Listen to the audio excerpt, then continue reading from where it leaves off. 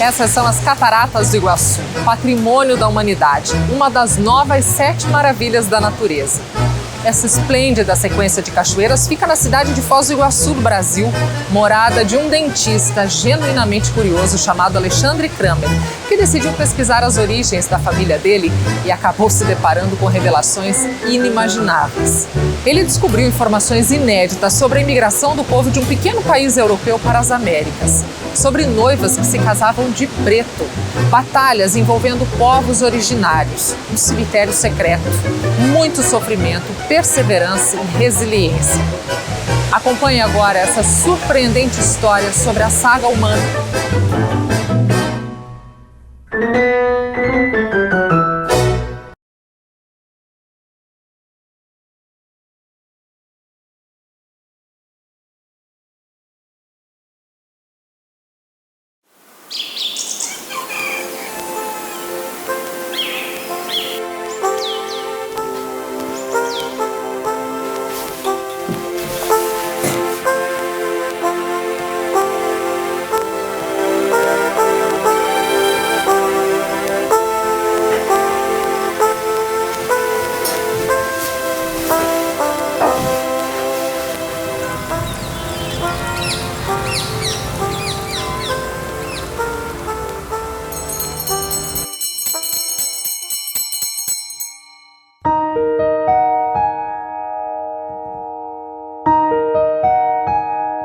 O ano era 1903. A igreja, São João Batista.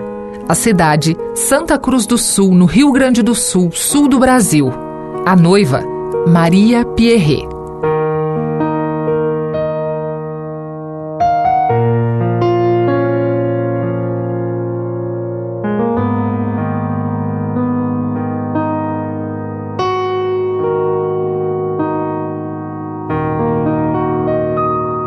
Por que uma noiva se casaria de preto?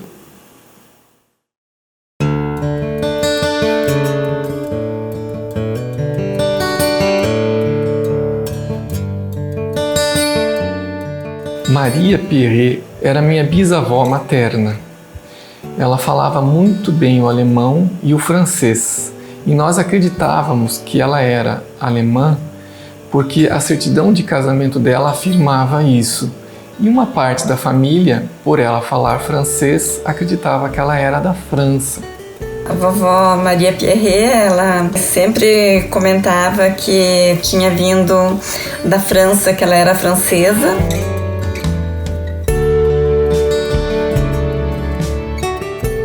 E que tinha vindo com 5 anos, para o Brasil. Ela falava tanto em francês comigo e também em alemão comigo.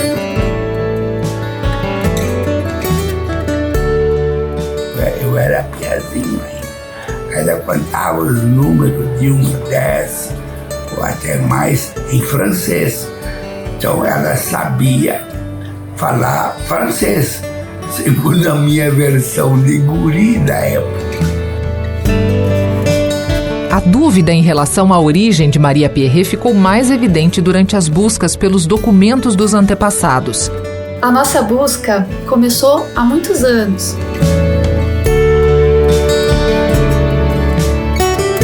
Para buscar a cidadania alemã. Conseguimos muitos documentos, infelizmente faltaram alguns, e não conseguimos efetivar esse pedido de cidadania alemã. 13 anos depois, os meus sobrinhos, a Flávia e o Felipe, filhos do Alexandre, começaram a insistir que a gente retomasse essas buscas, porque eles já eram adolescentes, eles tinham muito interesse em morar fora e eles queriam descobrir essa história nossa.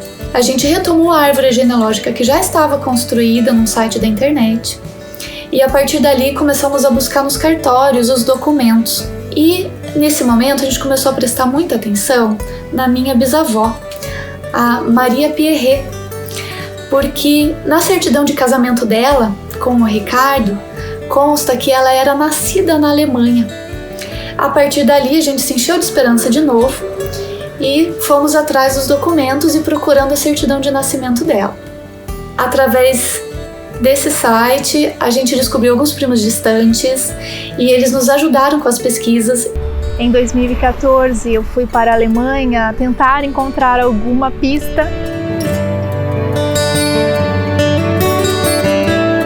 A única coisa que eu tinha era uma Bíblia de Marie Pierret, impressa em Trier, e nessa cidade foi onde foi impressa essa Bíblia, então eu tinha certeza que poderia ser próximo onde eu encontraria os seus documentos.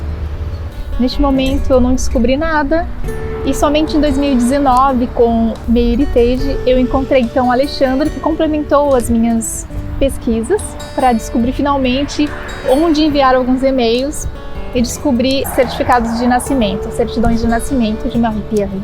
E para surpresa de todos, ela não era nascida na Alemanha como estava no documento de casamento.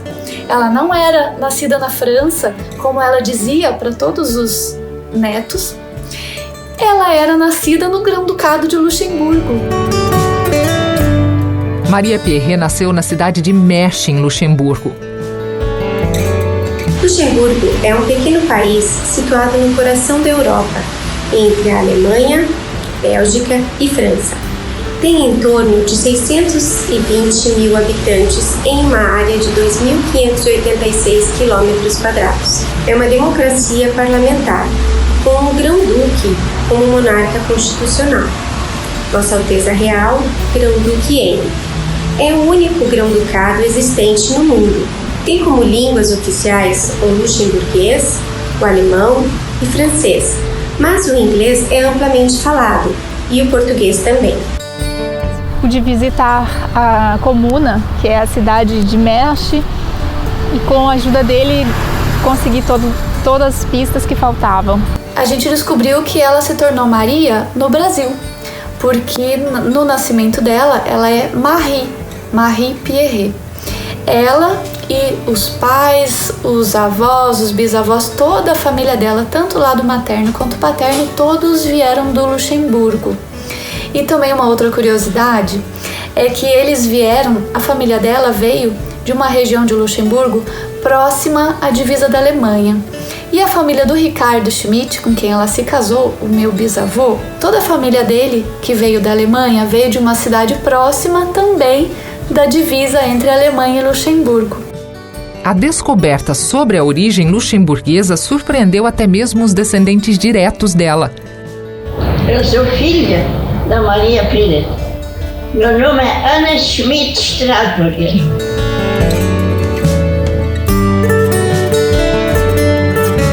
...98 anos. Bem velha já, quase 100. Tu tens alguma referência de que tua família veio de Luxemburgo ou a mãe falou alguma coisa sobre isso? Nunca falou nada? Que eu sei, não.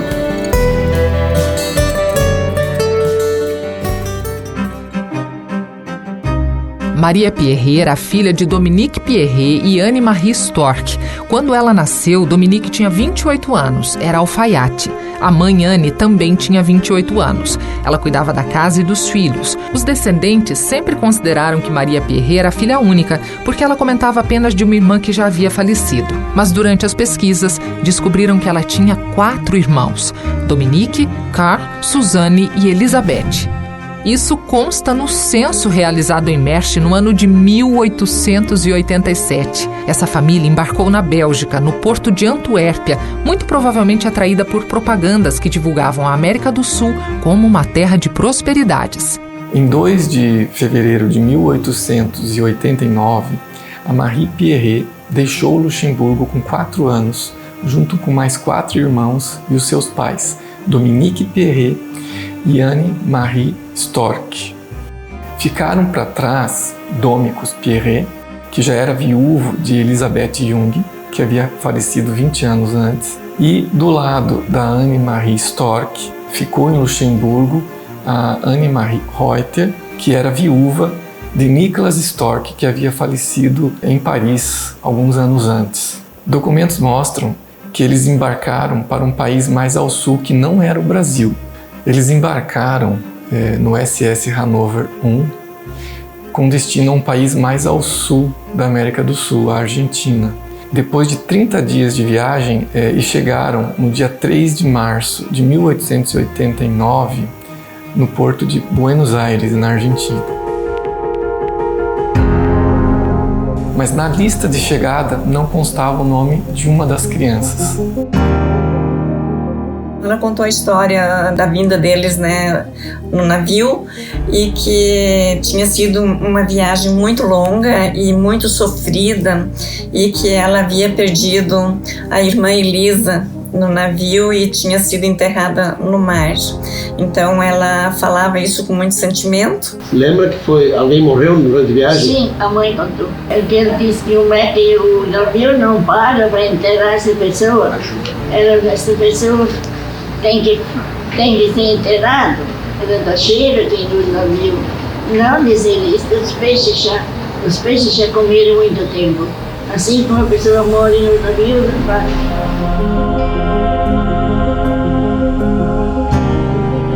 Uma carta escrita por outro imigrante luxemburguês que fez o mesmo roteiro em direção a Buenos Aires em outra viagem descreve as condições a bordo.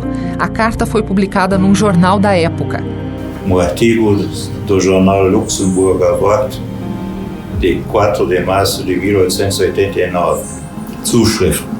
Herr Redakteur, bitte freundlichst folgenden Brief eines Argentinienfahrers zu veröffentlichen, damit alle diejenigen unserer Landsleute, welche beabsichtigen, eine ähnliche Reise zu machen, vor der Zeit gewarnt werden.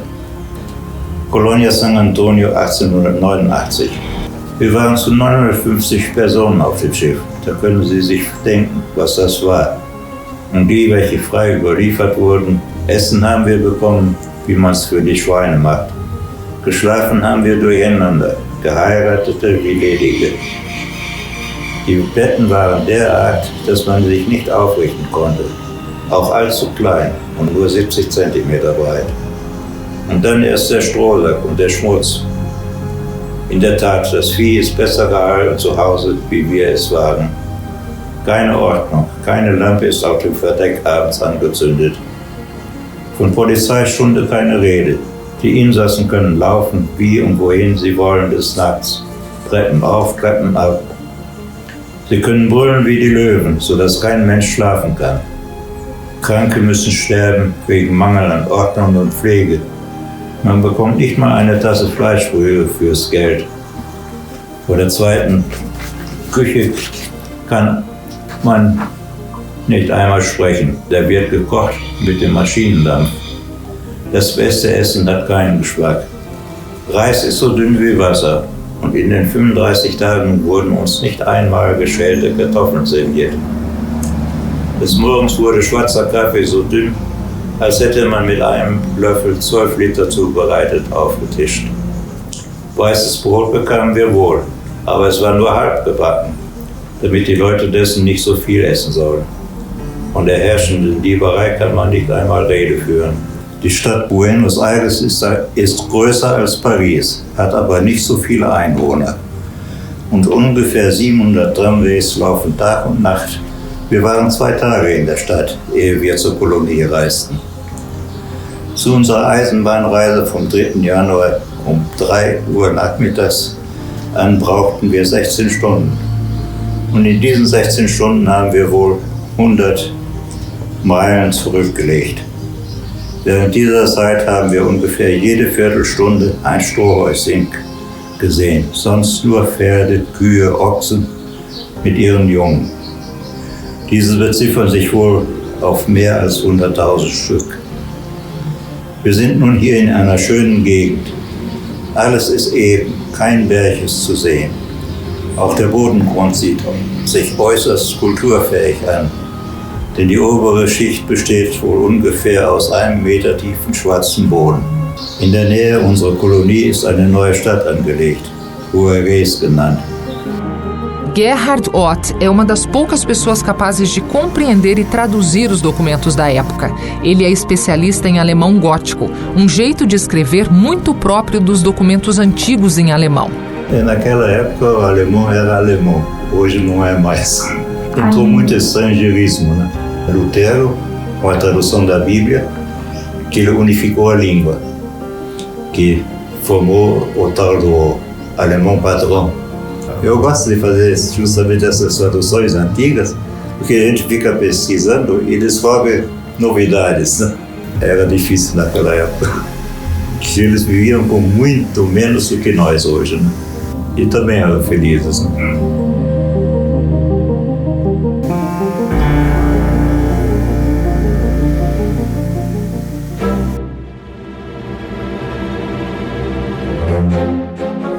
A partir daqui, são conjecturas. Nós acreditamos que a família Perret foi influenciada pelo projeto de migração dos luxemburgueses desenhado pela Igreja Católica na figura de um padre redentorista chamado Didier. E provavelmente os Perret foram influenciados por esse movimento social e naquele ano cerca de 1.000 luxemburgueses deixaram Luxemburgo. Isso representava 0,5% da população. Existiu vários tipos de migração, pelo menos 2 nós sabemos. Algumas pessoas que se aventuravam sozinhas e outras que vieram no movimento coletivo, que foi esse chamado de febre argentina. E um ponto importante de ser lembrado é que a Argentina era o país mais rico do mundo naquela época. Era mais rico que os próprios Estados Unidos. Os italianos vieram para a Argentina, os alemães vieram para a Argentina e os luxemburgueses fizeram parte desse movimento de migração. Era a terra prometida, de fartura. Inclusive, a gente tem dúvidas se eles sabiam a diferença entre o Brasil e a Argentina. É difícil dizer se os Perret vieram de forma individual ou participaram da migração coletiva, mas o fato é que isso pode ter encorajado eles. E eles tinham destino para uma cidade na Argentina chamada Benito Juárez, para participar de uma colônia luxemburguesa em San Antônio de Iraola. O primeiro maiordomo dessa colônia era o Kirsch, que era sobrinho do padre redentorista Didier. E nós acreditamos que os Perret estiveram na colônia durante os 3 anos que permaneceram na Argentina, embora nós não tenhamos documentos comprobatórios perfeitos, mas as datas coincidem perfeitamente. Eles moraram lá, eu sei. Ela falou, mãe, que tinha morado, mas só um pouco tempo. A colônia San Antônio de Iraola fica na região dos Pampas argentinos, 400 quilômetros ao sul da capital Buenos Aires. Essa colônia era um dos destinos dos luxemburgueses que migraram para a Argentina, mas tinha grande importância porque abrigou em torno de 400 pessoas. Quando nós descobrimos que havia uma história na Argentina, eu tomei a decisão de viajar para lá. E eu encontrei com o Ramiro Álvares, que me recebeu gentilmente e conseguiu encontrar fotos antigas de um dos maiores fotógrafos que a Argentina já conheceu, que tirou fotos da colônia, porque ele era irmão do estancieiro da colônia. Aquelas fotos são maravilhosas e é impressionante como os argentinos conseguiram cuidar tão bem do patrimônio histórico deles. Alexandre, junto con su familia, nos visitó en la oficina de la Subdirección de Patrimonio y Archivo Histórico de la Municipalidad de Benito Juárez, acá en la provincia de Buenos Aires, en Argentina. Hacia el fines del siglo XIX comienza a incentivarse en la zona la formación de colonias de inmigrantes con el objetivo de desarrollar la agricultura en la zona, ya que esta era una región que se caracterizaba principalmente por la ganadería. Hacia fines de la década de 1880 se instala en nuestra zona una colonia de luxemburgueses, más precisamente en la estancia San Antonio de Iraola, que pertenecía a una familia muy importante de nuestro país y que en ese momento administraba Rómulo Ayerza, quien fue uno de los promotores de la instalación de la colonia luxemburguesa en la estancia San Antonio. Los hermanos Ayerza eran miembros de una importante familia de la burguesía argentina y estaban casados con las herederas de la estancia San Antonio de Iraola. Soy Ricardo Estrubamú Jacobé, descendiente de los Jacobé Iraola.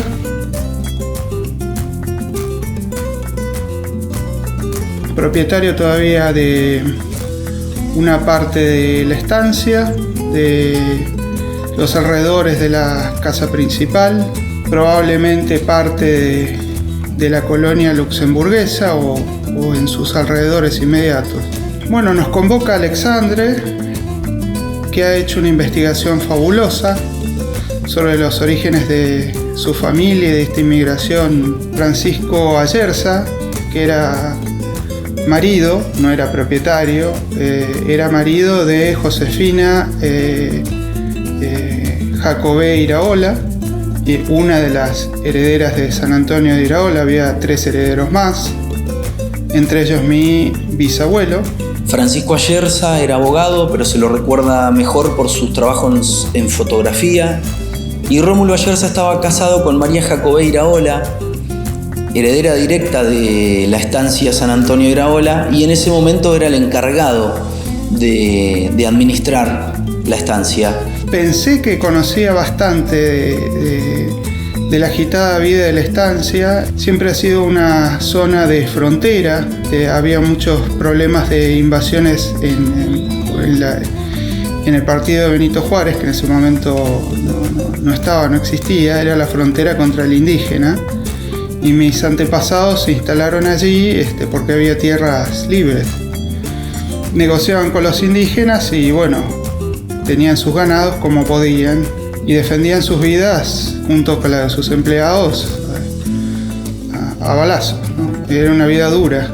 La última invasión terminó en 1875 aproximadamente. Después hubo un periodo de cierta inseguridad, digamos, y después empezó a prosperar todo. En ese sentido, Rómulo Ayerza hace un contrato con el padre redentorista Jean-Pierre Didier y traen una colonia de luxemburgueses a estos campos para desarrollar la agricultura. Que solo una parte de la estancia, que era muy grande, medidas inmensas, qué sé yo, de 20 kilómetros por 20 kilómetros, unas superficies inconmensurables, pero solo una parte es agrícola, es como la frontera de la agricultura. Yo ignoraba.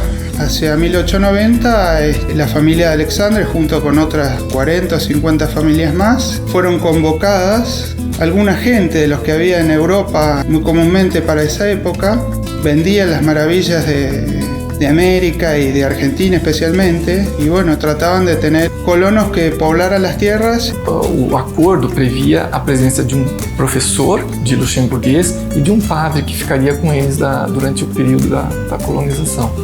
E eles vieram com contrato assinado de Luxemburgo. Essas eram as garantias que foram fornecidas para eles antes da viagem.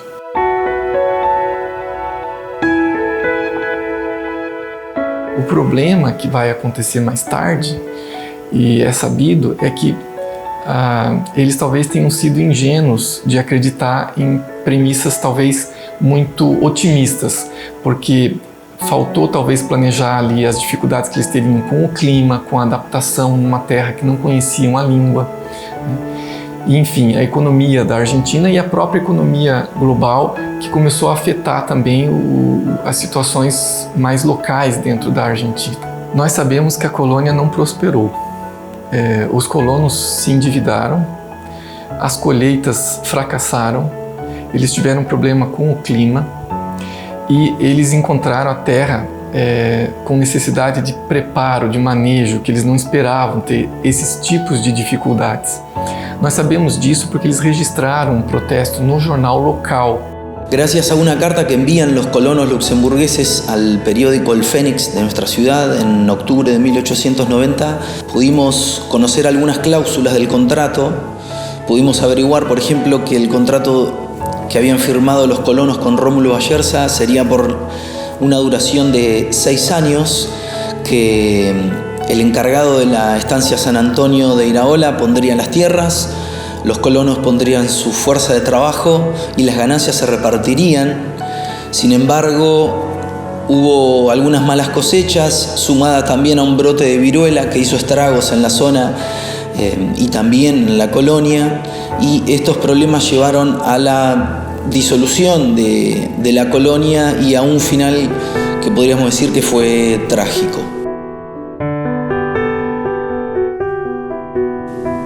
Juárez, octubre 10 de 1890.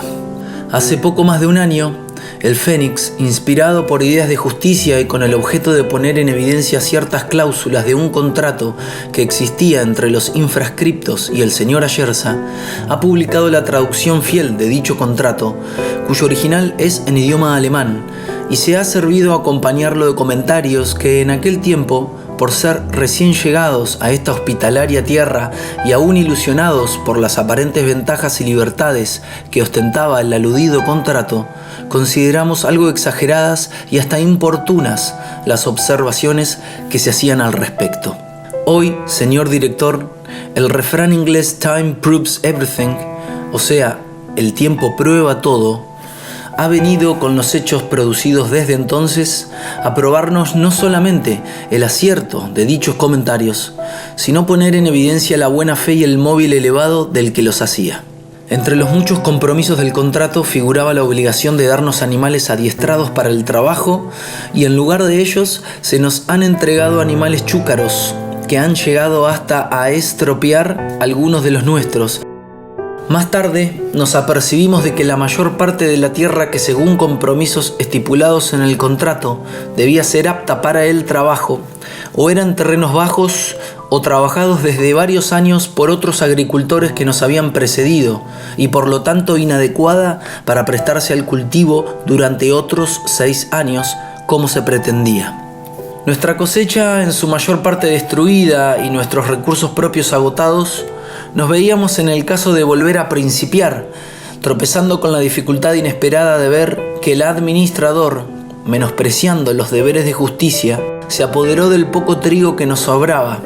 En una palabra, se nos ponía en el caso de perder el fruto de nuestro trabajo no sembrando la tierra ya preparada, o bien de encontrarnos sitiados por el hambre. Y nos vemos en el caso de apelar al fallo de la opinión pública para escarmiento de los que, menospreciando el derecho de cualquier ciudadano a la libertad, tratan de esclavizar al trabajador por medios inadmisibles y hasta contrarios a las leyes liberales que rigen en la República Argentina. ¿Cómo calificar este proceder? Lo dejamos al criterio de cada uno. Solo queremos hacer constar los hechos. Y se nos amenaza con el hambre. Los colonos de San Antonio.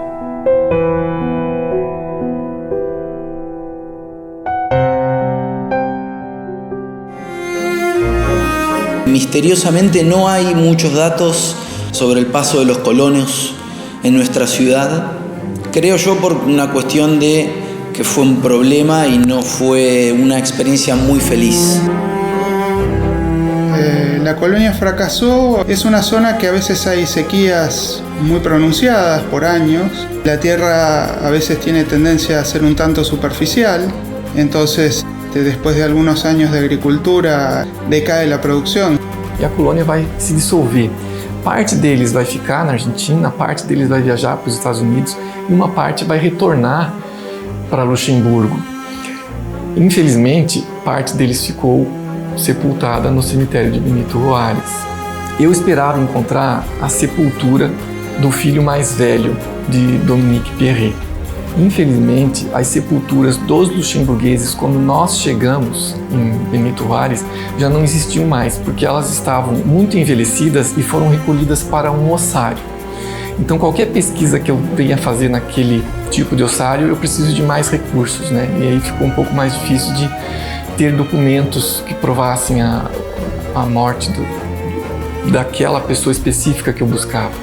Quando eu estive na estação de trem, e ela está reformada, idêntica como era, eu me senti o Dominique chegando lá.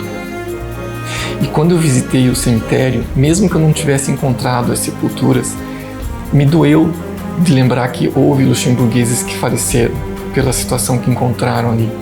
Então eles vieram em busca de um sonho e acabaram encontrando uma tragédia, infelizmente. E quando eu passei pela linha do trem e olhei para o horizonte e vislumbrei o cemitério lá distante e para além dele, onde foi a colônia, o cenário é praticamente o mesmo que eles vivenciaram. As coisas não mudaram de lá para cá. Isso é emocionante. Hubo muchos muertos en la colonia luxemburguesa, una historia que nos une ahora con Alexandre y espero verlo y abrazarlo y ir al lugar donde probablemente había un cementerio en la estancia, donde están enterrados los 130 soldados de un combate que hubo ahí, con su comandante, su capitán, todo. Están enterrados ahí. Después también hay indígenas enterrados ahí, en los bordes del cementerio, fuera de la parte consagrada. Y mis parientes, algunos están ahí, y parientes de Alexandre y otras familias também estão aí, muito provavelmente. O que não se sabia da história é que parte deles teria vindo para o Brasil, que é justamente a minha família. E essa é a conexão que nós fazemos com a colônia de Santo Antônio de Iraola.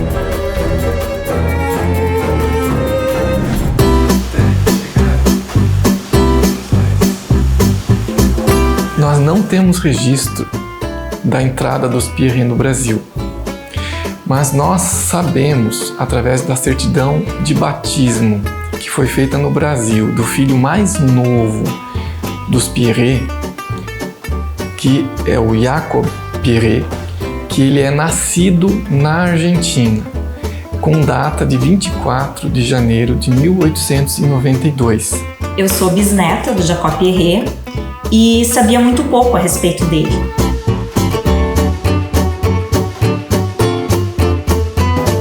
O local de nascimento dele, por exemplo, era desconhecido para mim. O que eu sempre ouvia é que ele teria nascido num navio a caminho do Brasil. Como a origem do sobrenome Pierret é luxemburguesa, na minha concepção seria um navio vindo da Europa para o Brasil. E aí, quando eu conhecia o Alexandre e a Annelise, comecei a me interessar mais para saber sobre a origem da família. Fui conversar, procurar informações com o meu tio, o do Pierret, e ele me disse que o Jacó nasceu num navio vindo da Argentina para o Brasil. Então fui em busca de registros e não encontrei certidão de nascimento do Jacó. Se ele não nasceu no Brasil, então não encontraria, né? Mas eu encontrei a certidão de batismo dele. O batizado foi no interior de Santa Cruz do Sul, aqui no Rio Grande do Sul. E nessa certidão de batismo consta que ele nasceu na Argentina. E baseado nesse documento, nós podemos afirmar que os Pierret estiveram na Argentina entre 1889 e 1892, que são os anos exatos da existência da colônia luxemburguesa de San Antônio de Iraola, próximo a Benito Juárez, na Argentina. Porque as datas de chegada lá na Argentina e de chegada no Brasil coincidem com o momento exato em que a colônia existiu. E então isso confirma o que o meu tio comentou sobre o nascimento dele ter sido no navio a caminho do Brasil, vindo da Argentina, e também coincide com as pesquisas do Alexandre sobre essa migração luxemburguesa para a Argentina. Então a família Pierret inicialmente foi para a Argentina e depois veio para o Brasil, coincidindo com o nascimento do Jacó. A igreja em que Jacó Pierret foi batizado em Santa Cruz do Sul, já no Rio Grande do Sul, no Brasil, chamava-se Igreja São João Batista. É a mesma igreja onde a irmã de Jacó, Maria Pierret, se casou usando um vestido de noiva preto aos 18 anos. Já tinha se passado pelo menos uma década desde a chegada dos Pierret à América do Sul. A foto que mostra a Marie Pierret e o Ricardo Schmidt, essa eu consegui num determinado dia aqui em Santa Cruz. Eu fui no cartório de registro civil em busca de uma certidão e lá uma das moças que me atendeu viu que eu era Schmidt e disse assim, talvez nós sejamos parentes. Ela me falou de uma tia que mora aqui na região sul de Santa Cruz, que tinha muitas fotos antigas. E um dia eu contatei essa pessoa, fui na casa dela, fiz cópias de todas as fotos, como eu sempre faço, eu faço cópias das fotos e guardo esse material, mesmo que eu não saiba exatamente quem são as pessoas, muitas delas eu não sei, né, eu acabo descobrindo depois. Quando nós recebemos a fotografia do casamento da Maria com o Ricardo, nós ficamos muito, muito surpresos e também um pouco chocados, porque a gente não sabia que ela tinha casado de vestido preto. Nós não conhecíamos essa história e nem sabíamos se era uma tradição ou se era algum motivo ocasional. Então a gente, a partir dali, começou a buscar os motivos disso tudo. Eu sei que parece chocante para o público de hoje que um vestido de noiva não seja branco. Mas por muito tempo, um vestido de noiva nem sempre foi branco. A gente precisa entender que por muitos séculos, até o século XIX, ou seja, no século XVIII, no século XVII, no XVI, lá para a Idade Média, o seu vestido de noiva era o seu melhor vestido. As populações de mais alta renda poderiam fazer um vestido específico para aquele dia especial. É o caso de rainhas que fazem isso, princesas que fazem isso. Mas, de maneira geral, a população, de mais baixa renda casa com o seu melhor vestido. E muitas das vezes o seu melhor vestido não é branco. Então as pessoas se casavam de azul, as pessoas se casavam de verde, as pessoas se casavam de rosa, E uma das coisas que também é comum na Europa, em locais de clima mais frio, quando você está no outono e no inverno, em alguns lugares, por exemplo, como Luxemburgo, que é um lugar mais frio, o outono e o inverno duram muitos meses. Então, nesses períodos, você escolhe tecidos mais escuros para ter as suas roupas, um marrom mais escuro, um cinza mais escuro, um preto. Então, se por acaso essa pessoa está se casando no outono ou no inverno, é natural que o seu melhor vestido dessa estação seja um vestido mais escuro. É importante salientar que para muitas famílias de imigrantes, o casamento tinha uma visão bastante utilitária. Por isso se vê a noiva de véu branco e de vestido preto. Porque esse véu branco, como todas as noivas, por uma questão de atestar a pureza e a castidade desta noiva. A primeira pessoa que, digamos assim, massificou o vestido branco como vestido de casamento foi a Rainha Vitória. Ela se casou em 1840. Ela escolheu um vestido branco para se casar. Quando esta mulher tão importante se casa de branco, vai se massificando o branco. E aí vocês podem se perguntar, então por que uma pessoa que se casou em 1903, já que a Rainha Vitória massificou essa história do branco lá em 1840, por que ainda existiriam pessoas se casando de roupas mais escuras? Bom, gente, é porque, primeiro, o casamento de uma rainha, ele vai ditando regra, ditando moda, sobretudo, primeiro, entre os mais ricos. Então, os aristocratas da Inglaterra, eles começam a adotar o branco também para se casar, e depois isso vai se massificando de maneira geral entre os ricos, entre as famílias nobres e os burgueses de muito dinheiro na Europa, também vai a tendência para os Estados Unidos. Então a gente pode dizer que essa massificação do branco no vestido de noiva só vai chegar nas populações de mais baixa renda com o passar das décadas. Vale lembrar que em algumas regiões da Europa era comum que as noivas também usassem um tecido mais escuro para se casar. Por exemplo, entre as Pomeranas. A Pomerânia é uma região que fica atualmente, ela fica entre um pedaço da Alemanha e um pedaço da Polônia. Esse povo, os pomeranos, eles migraram para o Brasil no final do 19 e até hoje existem comunidades de pomeranos no estado do Espírito Santo. Quando nós fomos a Luxemburgo, nós fomos visitar o Museu de História e lá, logo no início do museu, já havia uma noiva de preto e também a explicação ao lado de como começou essa história. Então lá no museu eles explicavam que as noivas se casavam de preto por causa da época feudal ainda, porque o senhor feudal tinha o direito à primeira noite, então era conhecido como a primeira noite da noiva, e ela era obrigada a ficar com o senhor feudal e não com o seu marido. Claro que a nossa Maria não era dessa época e não tinha o senhor feudal, nada disso. Mas essa já era a história, primeiro contato nosso com uma parte dessa história lá no museu. Então elas estariam se casando, usariam uma roupa escura como se fosse um sinal de luto, Como se elas estivessem de luto. Essa lenda, essa suposição, hoje em dia já vem sendo criticada por alguns historiadores medievalistas. Agora, uma outra razão que se aventa então para que as pomeranas usassem as roupas escuras para se casar é o fato de que elas estariam saindo da sua família, né, do seu seio familiar, para ir morar em uma outra casa com uma outra família.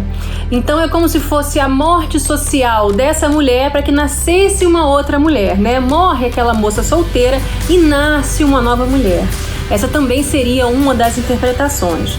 Acho até melhor do que aquela outra do direito à primeira noite.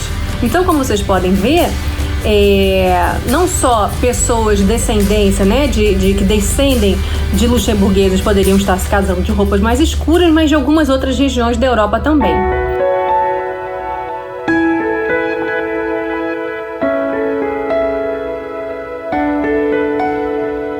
A gente compreendeu que a Maria não tinha nenhum motivo triste.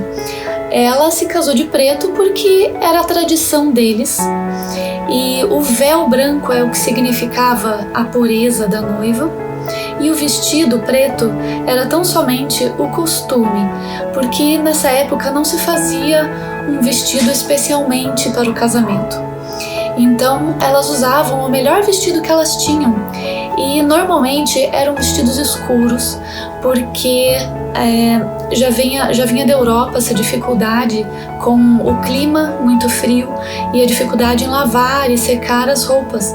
Então eles usavam roupas mais escuras para poder usar mais vezes e também para poder passar para outras gerações. Tu sabe por que casavam de vestido preto? Era moda. Era moda? Era moda. Acertou, dona. Então a gente descobriu que ela não tinha nenhum motivo triste. Pelo contrário, ela se casou, eles se escolheram, não foi um casamento obrigatório. Quando eu coloquei o vestido pela primeira vez, o que eu senti foi muita emoção. Muita emoção. Eu não tinha nem imaginado como eu me sentiria. Então quando eu me vi no espelho, eu me senti no lugar dela. E eu senti uma alegria imensa, e eu acredito mesmo que foi isso que ela sentiu.